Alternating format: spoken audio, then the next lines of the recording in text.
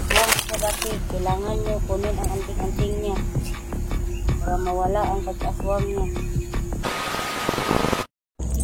So yo, what's up mga boss yan? Isang pagpalang hapon po sa ating natin mga bossing. So ngayong hapon na ito mga boss ay pupuntahan namin yung babaylan at hihingi kami ng tulong sa kanya. So sa hapon na ito mga boss, kasama ko pa rin ngayon si Raiko at siyempre si Don Carlo mga boss. Tatlo pa rin ito. Pupunta sa babaylan at hihingi ng tulong. Sana maabutan namin yung babaylan dun sa kanyang kubo. Tagal na rin kasi kung hindi na nakabisita dito mga bossing dahil na-busy po ako sa personal life natin mga boss.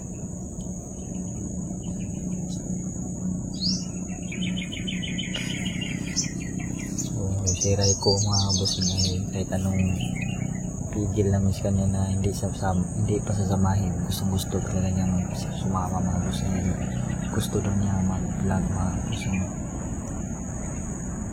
So timing din to mga boss na hindi na masyado nakapag-vlog si Demystery dahil nagpapahinga po siya mga boss. Kaya si Raiko na lang yung mga video ni Raiko doon na lang ina-upload sa Demystery mga boss.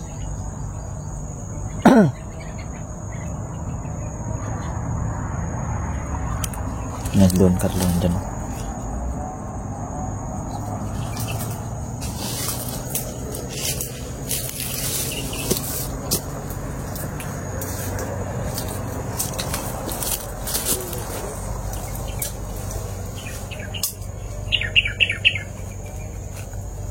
Raiko. Pangisinisil. Pangisinisil lang yan mga boss. Kita na lang. Kita na lang pinagsasabi. Ha bro? Bakit pinasayahin ito? Masayahin na yun. Smiling fish kaya na palagi yung smiling fish.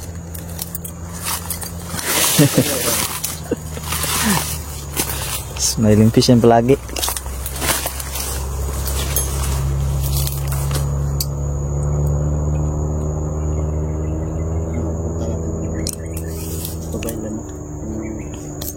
Salamat siya dyan.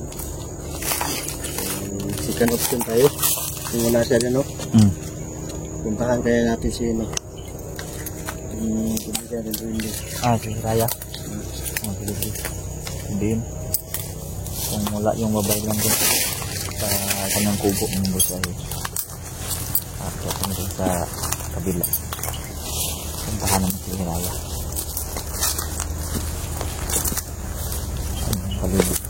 Tagal na rin kasi kung hindi nakabalik dito mga boss, siguro mga nasa mahigit na siguro 3 linggo. Kung malapit na mag 1 month hindi ako nakaakyat na dito sa nakabisita sa babaylan.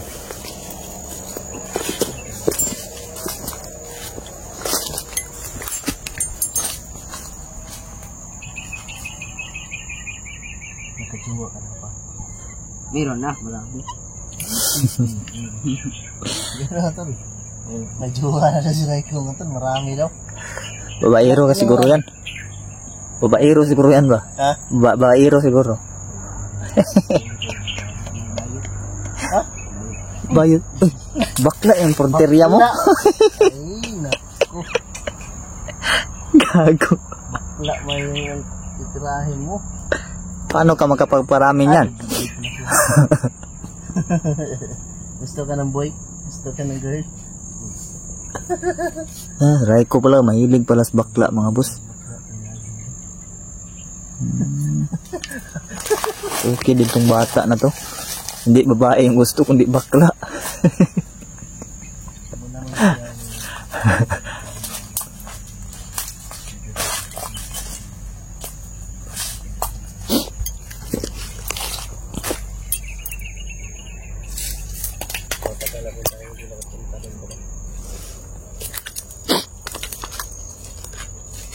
Yung sabi ni Don, yung huling punta na daw, sira-sira na daw yung kubo.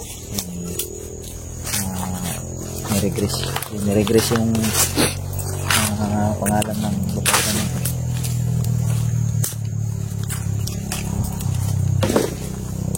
Okay.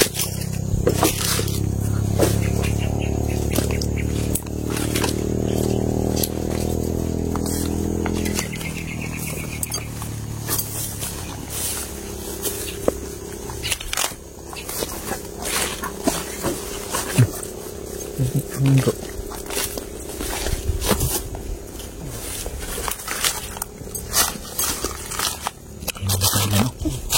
Ayun siya. Ang babaylan yan, bro. Ang babaylan yan.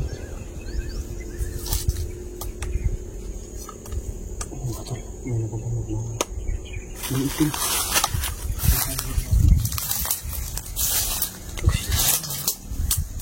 Ha? Babaylan na? Iba na yung damit na, no? Ay, ang babaylan talaga mga boss.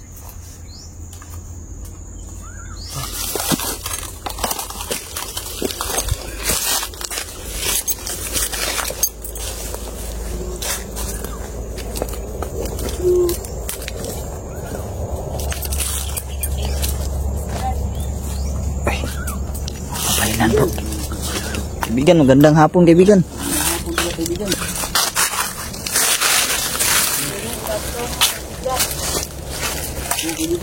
Magmano ka dun? Magmano ka dun?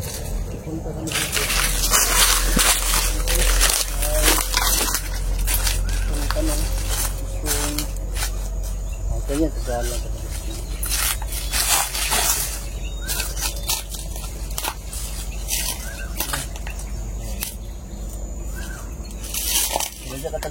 Sira na pala talaga yung sira na talaga, no, mga boss. Tama yung sabi ni Dum, sira na yung kubo ni Mary Grace, yung kaibigang babaylan. Malala. Bakit ba kaibigan na bumalik siya sa pagiging aswang? Kasi aswang siya dati. Kailangan nyo kunin ang anting-anting niya para mawala ang pagka-aswang niya. Ilibing niyo sa sementeryo. Na sa sementeryo pa ilibing. Nang kuha natin po. Asan natin makuha? Dito na kayo. Saan ba namin yan makukuha, kaibigan? Pag makapunta kayo doon sa bukid, may makikita kayong tao doon. Anong connection kay Eddie ng kaibigan? Kasi siya yung nagbigay ng ano kay Ede para maging aswang siya. Bukod siguro. Siguro bro. Siguro. Dapat kukunin niyo yun at ilibing niyo sa sementeryo kasi marami na yung biniktima na bata. Kinuha yung mga laman loob. Kako. Ginawa daw ng mga laman loob yung mga bata. Nung sinasabi ng kaibigan Mary Grace. May nakita ka na ba kaibigan na pinas lang no nung ano? Oo, nakakita ako ng isa, inilibing ko na lang, kawawa. Umiyak na kasi ako kasi naawa ako sa bata. Naawa na siya ito. Nilibing lang daw niya. Kasi wala na daw mga ano, mga loob. Kasi tapos na mga makain ng mga tulak. Kailangan natin, pag-akit natin, pagbalik natin akit bro. Yun pa yung hanapin natin. Yung sabi niya, dapat din tao daw. maagaw din natin yung mga anting-anting hindi para may libing din natin sa cemetery, di ba? Kasama na yung ililibing. Pati yung bertod na sinabi niya. Sinabi ni kaibigan mo. sabi niya ano, kaibigan mo. So yun yung kailangan namin bawiin mga boss, yung bertod na hawak ng lalaki daw. Hirapan tayo dito mga turo. At sakaling makuha namin yung ililibing daw namin ito sa cemetery. Bantay-bantay lang mo sa bukid. Kaya naa si Isol at si Baldog dito Nagabantay sila dito. Okay, sarap nilang biktimahon. So mag-iingat lang daw kami mga boss. Aakyat kami sa kabubukan dahil nandun po daw si Isol at si Baldog. Maraming salamat sa informasyon mo kaibigan. Oo. Salamat kaibigan sa informasyon mo. Ano bang ibalot sa ano kaibigan pag makuha namin yung ano anting-anting ni Eddie at sa lalaking nasa bundok. Balot mo ng pulang tela para hindi na mabalik ang pag-aswang idi. Yun lang ang solusyon. Tapos ilibing sa simenteryo. Ilibing sa simenteryo. Hindi na po yung sinasabi nila. Babalutin daw sa pulang tila mga boss para hindi na magiging aswang CD yung solusyon daw. Yun po daw yung number 1 solusyon. At kalhin sa simenteryo at saka yung pang dilibing. Dilibing naman daw.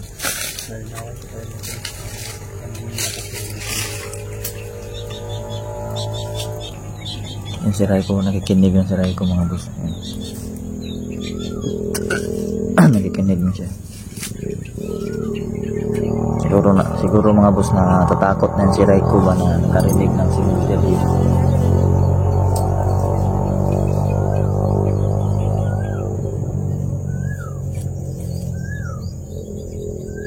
Raiko. Siguro po, itong kuhan po.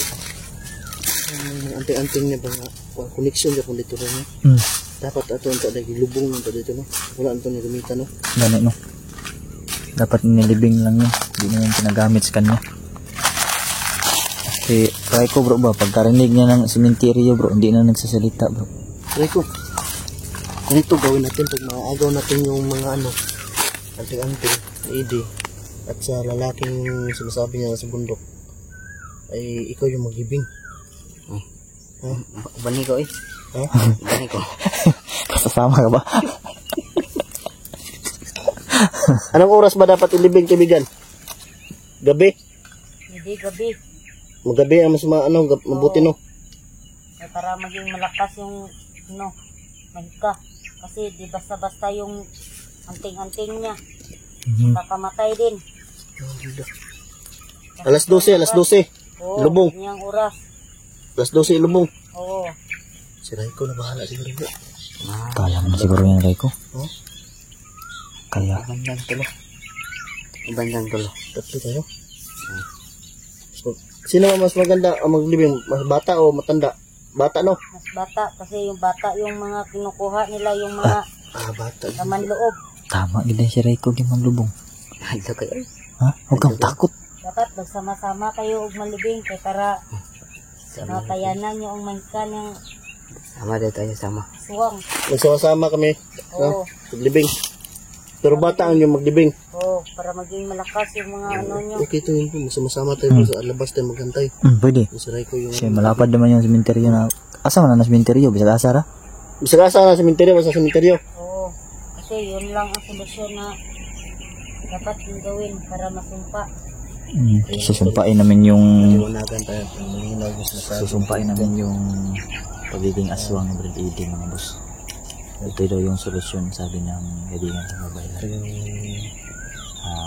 Bawiin namin yun. Sana mabawi natin yun. Huwag ka tumawatawa dyan. Iya pun dito ko pinsa bro itong laki daw na sa laki daw. Ganit na. Usa to tigulang to batanon. Matanon pa to. Ang naghatag ka ide kuan, Berton. Oo. Malakas yung mahika niya. Kake. May Dapat makontra nyo ang kanyang lakas. Para makuha nyo lahat ng anting-anting. Tabangan. Pagtutulungan natin. Hindi natin kahoy. Sila pala yung nagbibiktima ng bata. Kaya ni Raiko magibing. Kaya na lang. Tapos labas yung kumakaantay bro. Ang tayo sa labas ba? In case may kalaban. Sabay dan tulo. Ibantayan natin. Dapat may video ka, magdala kang video. Raiko. Makuha na to. Takot ako eh. Huwag mag-isa. Nga may kalag. Sabi mo na, hindi ka na natatakot. Ano? Ayun, sige, hindi na wala. Siniwalat mo yung paano, sumpain. May kamitin. Kailangan natin mag-ingat. Mag-ingat ng tayo sa dapat.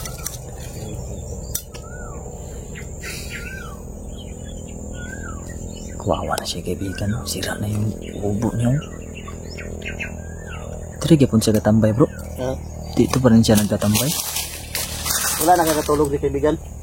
Wala na kaibigan. Wala na. Magmamasid din ako kaibigan. Baka meron ako magkita ng mga bata na napagala-gala dito. Sukad siguro itong gikuan sulong ka kaibigan, no? Oh, sapat nagsulong sila diri sa kong kuta. Wala na kay ko gapondo diri ah.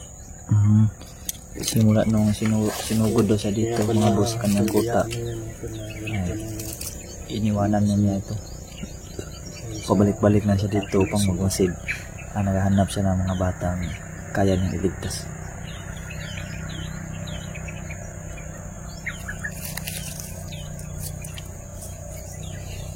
Ayun, parang tuon kuan. Mari makita ang tatang kuno.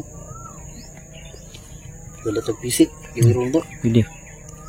Pagtulungan natin. Pero malakas man daw yun. Sige, tutulungan natin. May orasyon naman to si Dudong Raiko. Ini apa teh? Ha? Mantan pa natin ito. Madlok naman ka. Pag hindi takabot ng tiri, madlok na ka. Natatakot na si Raiko matol. Hindi pa nga kami nakapunta ng sementeryo. Hindi pa yan nakapunta ng sementeryo. Baka kahit kailan siguro. Hindi pa kakatog sementeryo, no? Wala pa. Wala pa lagi. So, hindi pa nakapunta si Raiko. Bandita? Tara. Ha? Na kaming babay lang. Kaibigan, daghang salamat sa impormasyon mo, kaibigan. Oh. Gamping gid mo dito ah kay ito kay mahika nga mga tauhan po niya nagamakit po sa inyong uban. Ay.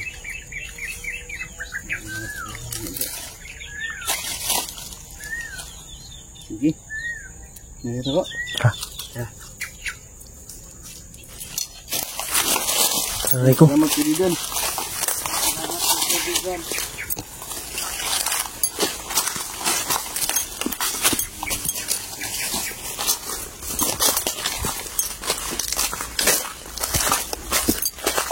Puntahan namin yung kabilang bundok mga boss. Para ano? Okay. Magiging mo, no? Magiging natin. So yun yung kukunin namin mga boss. Kung makuha natin lahat. Yung anting-anting na yung dahilan na nagiging aswang si Brad Eddie muli. Ito yung kukunin namin at hawak ito ng lalaki daw o tao. May malakas yung kapangyarihan. Yun yung kunin namin at silipin sa cemetery o sa cemetery kung mabawi man namin. Dapat natin bawiin yun, no? Kasi doon yung nakasalalay yung dapat natin yung bawiin kasi doon yung nakasalalay yung kagalingan ni Brad Eddie ba? Handa ka bang ibuhis yung buhay mo? Hindi na. Ha? Wala pa lang noon. Dapat natin yung nilipin na ginaman niya. Gani no? Gagamitan niya. Gani. Pero dili magyapon bro kay ang number 1 mo na kadto mangkuan jud. Kung ingon ni Subaylan ba? Dati sa naging kuwan. Yung batmut unsa na bato ba na? Oh. Unsa nang gihawakan naman tawana?